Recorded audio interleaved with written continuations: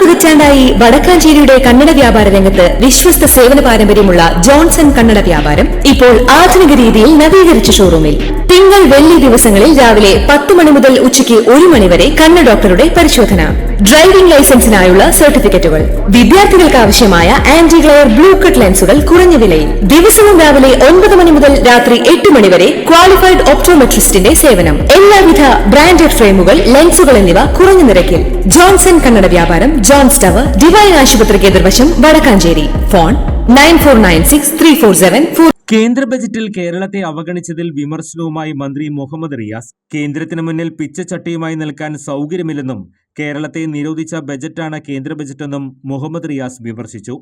കേരളം പിന്നോക്കമാണെന്ന് പ്രഖ്യാപിച്ചാൽ അപ്പോൾ സഹായം കിട്ടുമെന്ന കേന്ദ്രമന്ത്രി ജോർജ് കുര്യന്റെ പ്രസ്താവനയ്ക്കെതിരെയും മന്ത്രി പ്രതികരിച്ചു. ജോർജ് കുര്യൻ കേരളത്തെ അപമാനിച്ചു. പ്രസ്താവന പിൻവലിച്ച മന്ത്രി മാപ്പ് പറയണം. കേരളത്തിന്റെ വികസന പദ്ധതികൾ കേന്ദ്രം മാതൃകയാക്കുമ്പോഴാണ് ഇത്തരത്തിലുള്ള പ്രസ്താവന നടത്തുന്നത്. കേരളത്തെ നരകിപ്പിക്കണമെന്നതാണ് കേന്ദ്ര സർക്കാരിന്റെ ഉദ്ദേശം. കേരള ഫ്രണ്ട്ലി ബജറ്റ് എന്ന് പറയുന്ന കെ സുരേന്ദ്രൻ കേരളത്തെ പരിഹസിക്കുകയാണെന്നും മന്ത്രി കൂട്ടിച്ചേർത്തു. കൂടുതൽ വാർത്തകൾക്ക് ഞങ്ങളുടെ ചാനൽ സബ്സ്ക്രൈബ് ചെയ്യുക. ഫേസ്ബുക്ക് ഫോളോ അപ്പ് ചെയ്യുക. വാർത്തകൾ വേഗത്തിലറിയാൻ എനി ടൈം ന്യൂസ്.